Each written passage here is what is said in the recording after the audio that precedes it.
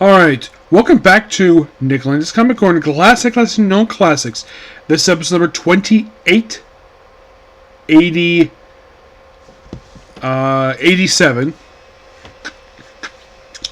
Doubleshot 2881. I got two DC trades. Now, both these trades have one thing in common. The creative team of the second book would actually write this book in the future.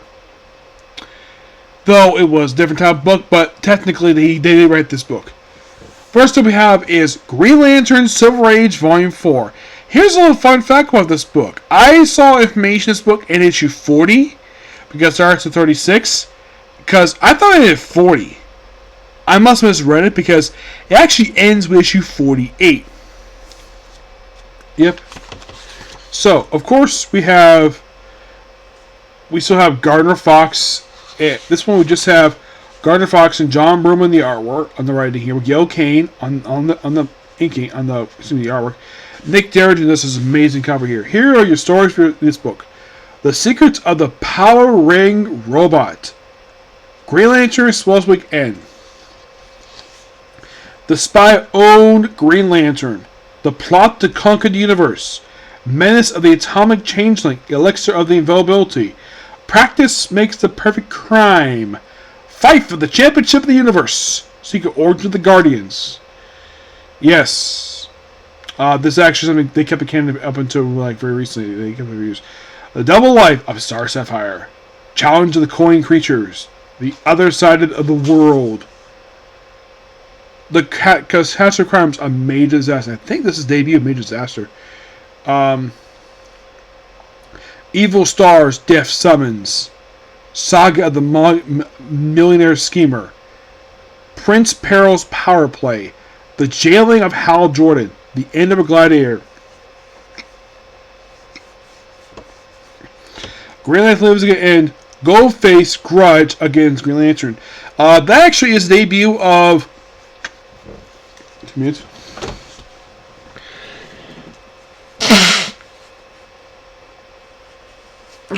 Sorry about that.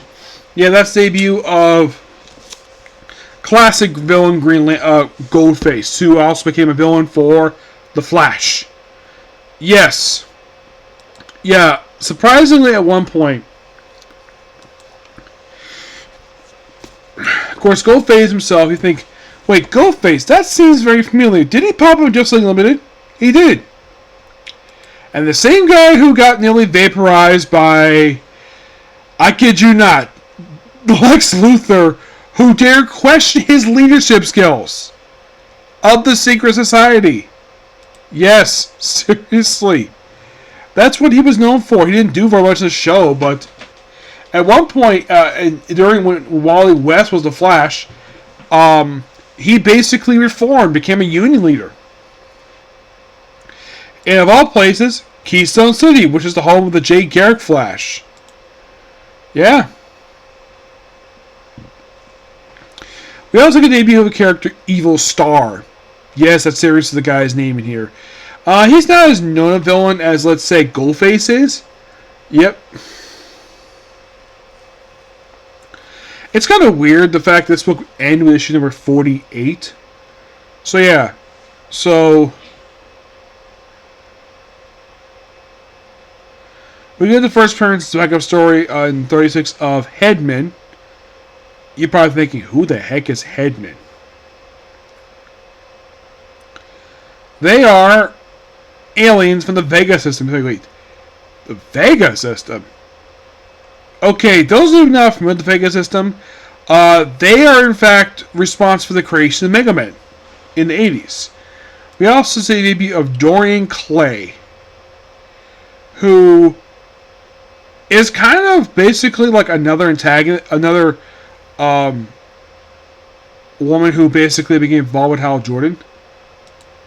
Well, he was on the planet. She didn't really appear very much at all in the comics. Not really, no, because after this one appearance, she's not seen again until issue 160. Yes.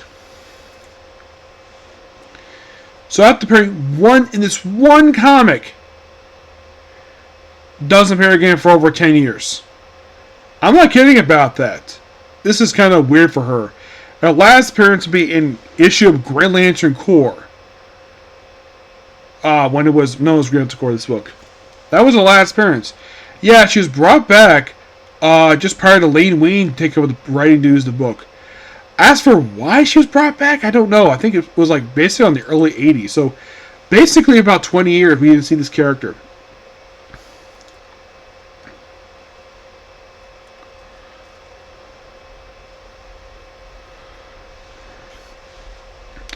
Oh, and there is a team up in here. There's a couple different teams in here. One, of course, the Secret Wars of the Guardians. That is a team between Hal Jordan and his predecessor, Alan Scott. At one point, I think it was also another issue in here where, I think it was in the very cover, where Alan Scott is requested by the Guardians to take over for Hal Jordan as the Green Lantern of Earth. Yes, that is seriously what they wanted to do. It didn't really go anywhere because, by the way, the opening story, it just basically finding robot, just finding just spy stuff.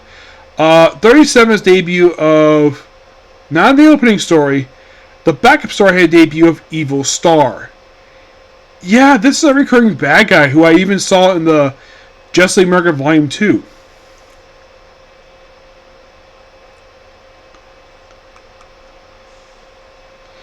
Yeah, this issue here was his debut appearance.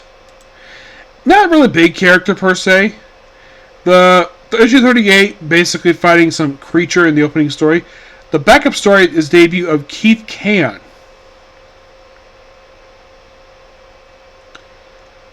A.K.A. Goldface.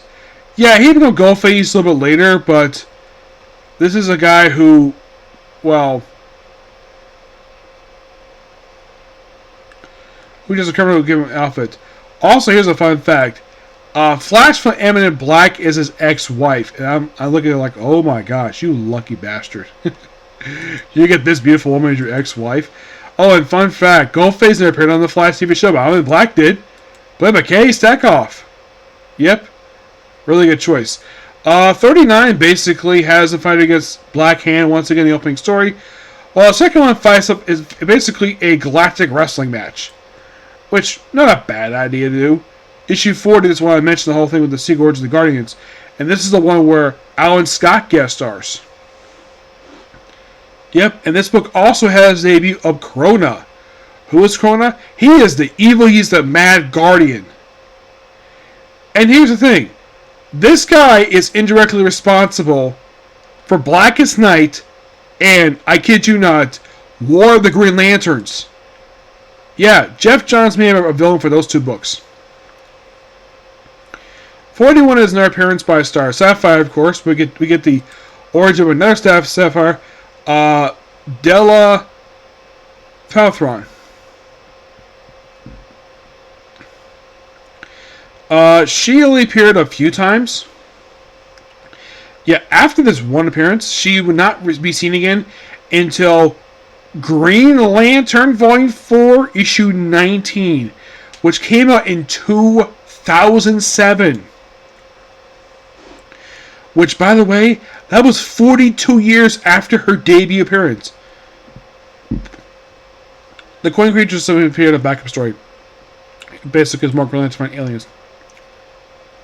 In 42, you have him fight the Warlock of Wise.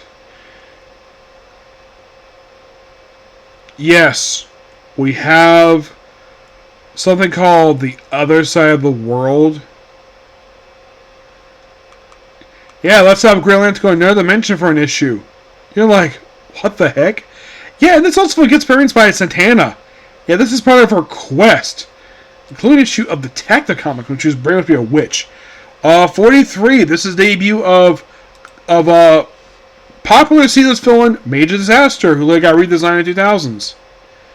He got killed in Infinite Crisis, believe it or not. Yeah, and this is when he basically was like wearing a hood. By the way, post Flashpoint, he has a daughter. You're like, wait a minute. Major Disaster has a daughter post Flashpoint. Yes, named Penny Broker, who became known as Minor Disaster. And she was a Harley Quinn villain.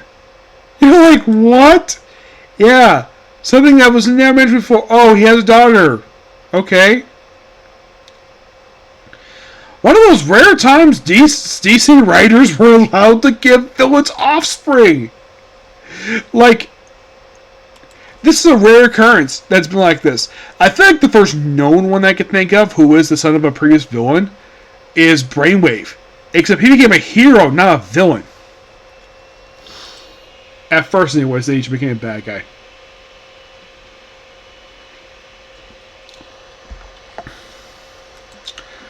I say popular because he was mostly put part of the JLI, the Injustice Gang, the original version of them. Well, first publication published them before a one-shot came out that had a retconned version of them formed by, I think it was Darkseid.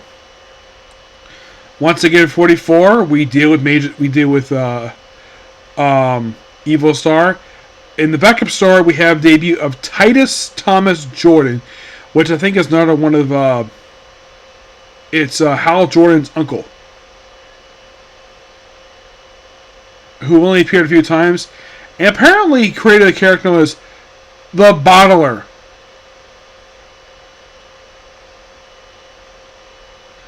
who only appeared in this one comic. You're like, who the heck is a Bottler? Like, just a one-shot villain that John Byrne created. Then we have the 45 debut of Prince Peril.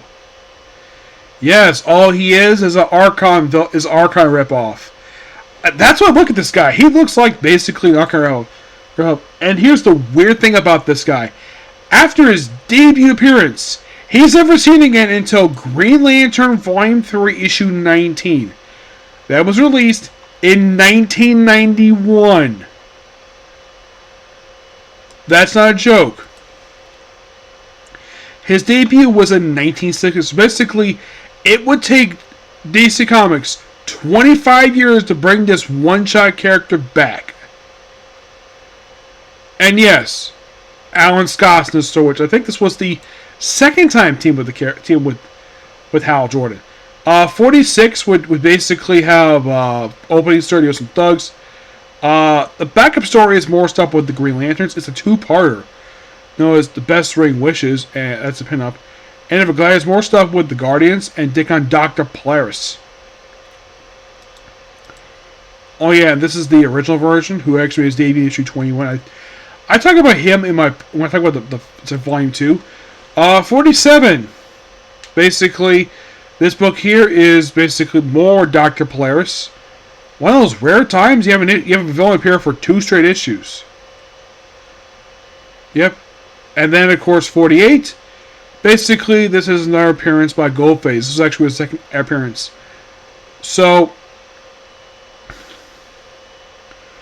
we do more scheme for him, and that's pretty much it for him.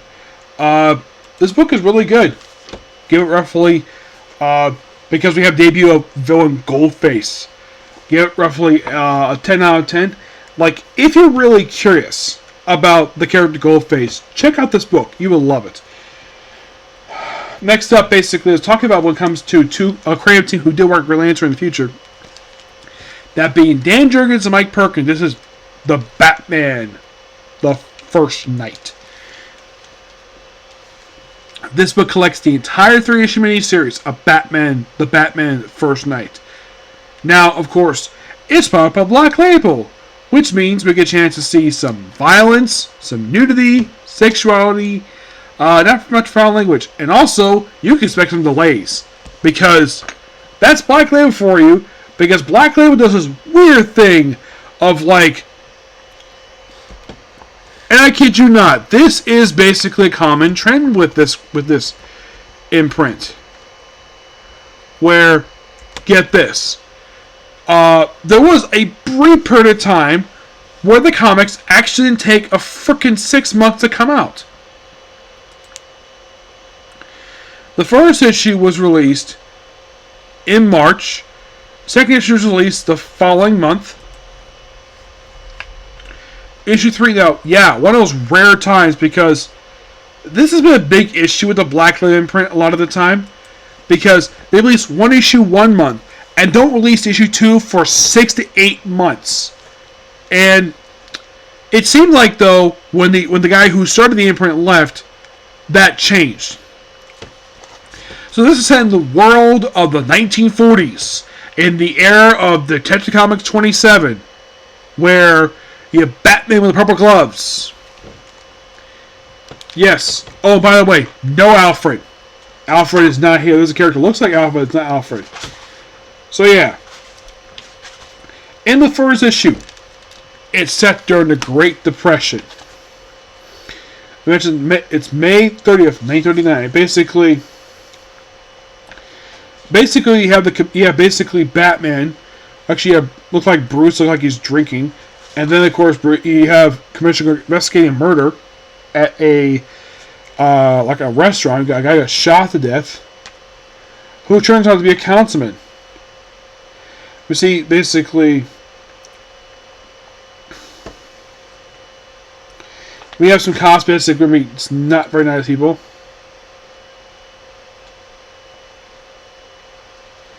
Yep, and then of course basically Bruce Wayne shows up.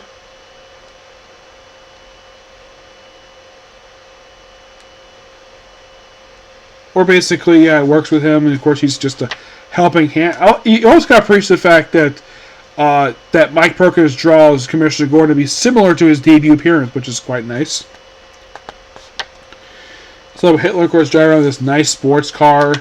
Then eventually have him go back home at the mayor's mansion, which also has Gracie Manor in real life. You have a politician get killed with a knife. Then Batman himself shows up, and this is Batman in 1939. Yeah, first appearance Batman, so he beats people up. Beats this one guy up, but he gets away.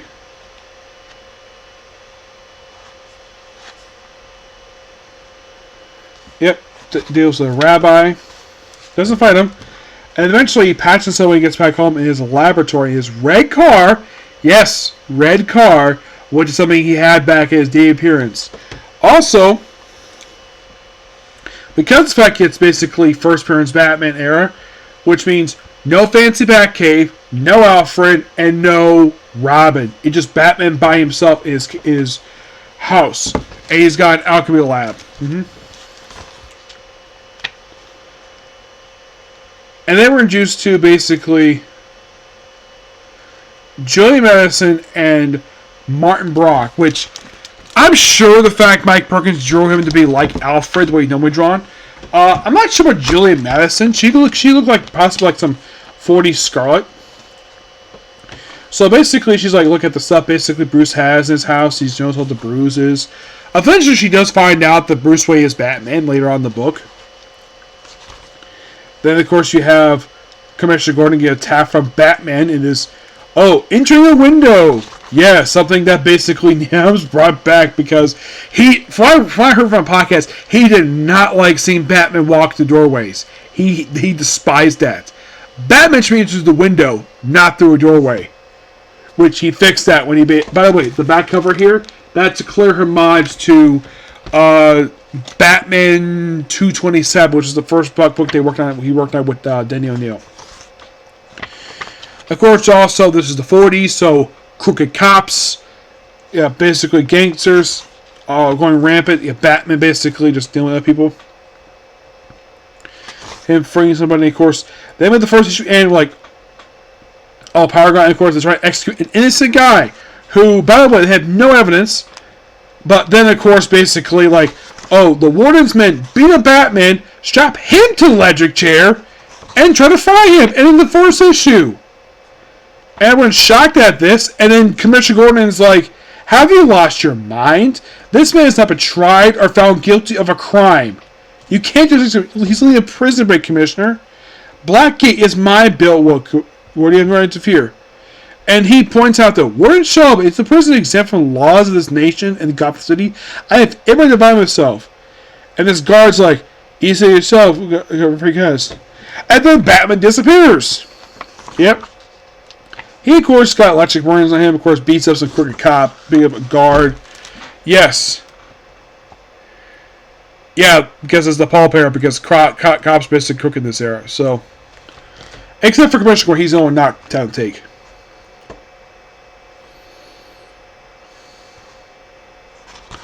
Easy, and of course, basically, like,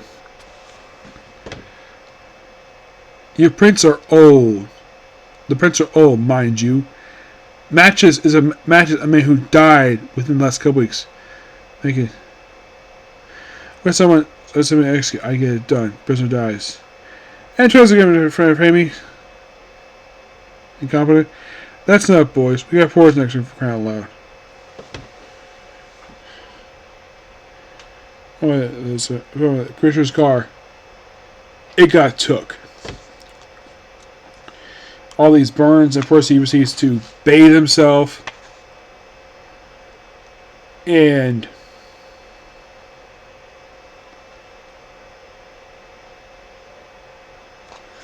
yeah, flew, and then of course you have Julia go visit him. Yep. Then he proceeds, after basically bandaging up, he proceeds to put on his Batman costume to go kick some butt. Fight more bad guys, and fight a guy called Johnny the Whip. Love this scene. This is so good by Mike Perkins.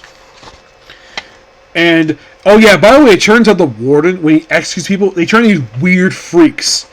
Yeah, and apparently the warden is responsible for this nonsense. Yep. Of course, there's Rabbit some helping Batman here. And then we have... and then, of course... Like, I think it's supposed to be, like, Julie here, like, no, I'm here to talk. That's stuff, not even you. Grills my dames with mission. It's like, and you gotta stay in business because I permit it for now. To preserve arrangement, you send Cutman into Robinson Park Cigar. From now on, it's under your protection. If anything goes wrong, our deal dies. Got it? I do kill. Come on, Mox. Your last name is... Come on, Mox. Is your last name Cross? Isn't Cross. It's Crutch Boom. So basically, it's under blackmail. And more weird freaks. And of course, basically, Batman saves Gordon. And of course, basically, then we have a guard having a Tommy gun. Yes, a Tommy gun. Which I heard these things were notorious for jamming. And then we have the second issue with it's a bit controversial here, but this is early Batman, where he pulls out a gun. I should put on how early Batman did use a gun. When Robin showed up, he basically got rid of the guns. Then we have Julia show up in this nice looking dress. And this is where she finds out that Bruce Wayne is Batman. A gun. I like guns. It scares me. Yep. After chatting with him, like being a tomb, like being all by himself. And then, of course, basically, it's like, can the bastard like kiss him? Then she proceeds to take off his costume. Then he proceeds to take off her dress, and they have sex. Yep, they have sex in the span of 2 panels. I'm like, wow, good job, Bruce. By the way, a little fun fact about Julie Madison. Did you know Julie Madison was, publication-wise, the first woman Batman was involved, Bruce Wayne was involved with? Yeah. And by the way, Julie Madison never found out that Bruce Wayne was Batman in the original Earth 2 continuity. Never did. She broke up with him because she couldn't keep up with his playboy lifestyle. Yeah, and then of course sets all the cadavers, finds the whole thing with the warden. And yeah, Bruce Wayne with the cages, like, and you have a guy working with him, is like, official Mrs. Wayne, hit the bricks. And Gordon's like, Bruce is a friend of law enforcement, warden. We don't need to send packing. Thank you, Jim. Brings here. Shoulder and draft here. The hazards of engaging with rather energetic and lucid young heiress. Guards. Who do you have in there, Hitler? Or, like I said before, official business. Take a powder, playboy. Well, as soon as Hamish wants to see a donation to fund expansion, really think it's a good day. Word of advice shall be, if I pursue any politics, Should go here with Lex Bruce Wayne. My plan is my own, Gordon. Looks like he's a dick. Yeah, last time I checked, he's a ward of a prison. He does not have the authority to push around. I mean, he runs a prison. He does not run the police department. That's Jim Gordon's job. Yeah, he may run public office, but he's not the mayor. So, yeah, that's why I find it incorrect, because wardens can't do that.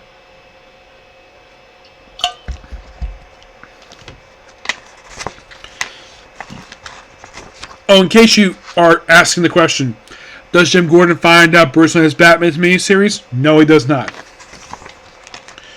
So we have more stuff here, and of course, basically, we have a small little tease here of, oh, we might have a future bat signal here. Interesting. But you gotta love that there, and of course, Batman shows up in this awesome pose here by Mike Perkins. This is so awesome. And of course, basically, oh, crap, that's not what I want there. Thank you. Okay, so they eventually finds the secret of these little zombie stuff, and then basically like, oh yeah, then we have a panel here which is obvious nod to Peter Cushing's eyes. I would not be surprised if in fact this one character is based upon Peter Cushing. They have them shoot these guys up, and of course basically it's like, yeah, Batman flying a biplane. Yes, a biplane. And of course, like this guard's like, graft, clear action, definitely. Maybe the pen. You have a cage for long, DeBasso. You're a murderer, killer. For that, you get the chair. I'm not gonna fry on my own goddamn chair. And try to eject it, but nope, he blocks it. Punches him, and of course he ejects himself. And, well, gets rid of DeBasso. Of course, you have the synagogue being swept up after being bombed. Yeah, and eventually it's like all this other stuff here, and of course Batman swings off, and that's it. An excellent miniseries, and I really hope DC has a follow-up to this, because this was good. Oh my gosh, this was so freaking good. The noir stuff is fantastic. I mean, there's only like 3 familiar Batman characters in this whole book, that being Batman himself, Julian Madison, and Jim Gordon. And could you possibly see more people expanding this continuity? Yes, definitely. But that depends. I'm hoping DC gives this book a follow-up, because of all the Black Lid books, this is one I could definitely see a sequel to. I know the Batman Damned is a sequel to Joker. Yes, I can say in the continuity. But this book, wow, it is so good. DC picked an excellent creative team for this book. And the book is just so good. I wonder how everybody felt about this miniseries, because I read it, I'm like, wow, what a really good miniseries. Batman in noir setting with all his characters. Yeah, it's just so awesome. And I hope we do get a sequel to this one, because this is the only miniseries I can ever see more sequels to this one. Want to keep the same creative team? Oh, heck yes, definitely. Yep, so yeah, that's particularly a particular view. Please be sure to like, comment, subscribe, turn notifications, and do not hit the like button. Next up is going to be Rumble Half. Okay, thanks to you. Bye.